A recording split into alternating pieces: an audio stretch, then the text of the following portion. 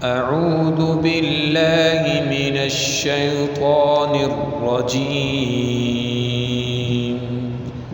بسم الله الرحمن الرحيم. فإن لم تفعلوا ولن تفعلوا فاتقوا النار التي وقودها الناس والحجارة أعدت للكافرين. وبشر الذين آمنوا وعملوا الصالحات أن لهم جنات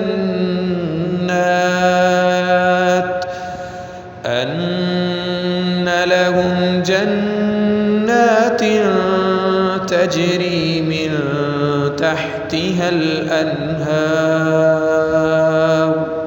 پھر اگر تم یہ کام نہ کر سکو اور ہرگز نہیں کر سکو گے تو ڈرو اس آگ سے جس کا ایندھن انسان اور پتھر ہیں اور اس کو کافروں کے لیے تیار کیا گیا ہے. اس آیت مبارکہ کے اندر اللہ رب العزت نے اس بات کو واضح ارشاد فرما دیا کہ جو میں نے دنیا کفر کو یہ چیلنج کیا ہے کہ وہ کوئی بھی قرآن مجید کے متبادل قرآن مجید کے مقابلے میں قرآن مجید جیسی کوئی ایک صورت پوری دنیا کے کافر مل کر بنا دیں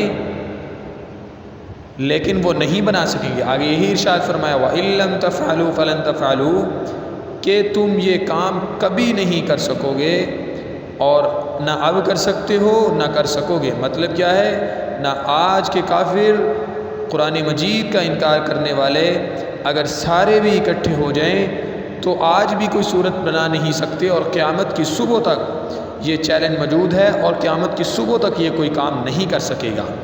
اور ایسا ہی ہے اللہ کے نبی صلی اللہ علیہ وسلم کو دنیا سے رخصت ہوئے 1400 برس گزر چکے لیکن آج تک کسی کافر کی ہمت نہیں ہوئی، کسی قرآن کے انکار کرنے والے کی ہمت نہیں ہوئی کہ وہ اس کے مقابل کوئی ایک صورت اس جیسی لے کر آ جاتا. تو آگے فرمایا کہ بشارت دی اللہ رب العزت نے کہ وبشر الذین آمنوا وعملوا الصالحات کہ جو لوگ ایمان لائے ہیں ان کے لیے خوشخبری ہے کہ ان کے لیے باغات میں ایسے باغات جن کے نیچے سے نہریں بہتی ہوں گی، اللہ رب العزت ایسی جگہ پر ان کو ٹھکانہ دے گی. اور ان سے مراد صحابہ اکرام رضوان اللہ تعالی علیہم اجمعین ہیں، چونکہ اس وقت ایمان لانے والے اور آپ علیہ السلام کا ساتھ دینے والے حضرات صحابہ اکرام تھے اور جو مخالف تھے وہ مشرکین مکہ اور کفار کے لوگ تھے. تو یہ جو بشارت قرآن مجید نے ارشاد فرمائی ہے بارہا دفعہ جنت کا ذکر کیا ہے ایمان والوں کے لیے اور نیک عمل کرنے والوں کے لیے. تو یہ حضرات صحابہ اکرام ہیں. یہ صحابہ اکرام کو اللہ رب العزت نے یہ شرف دیا ہے کہ قرآن مجید کے اندر ان ہستیوں کے بارے میں 750 دفعہ اللہ کریم نے ان کا ذکر ارشاد فرمایا ہے اور اکثریت جگہ پر ان شخصیات کو جنتی فرمایا ہے.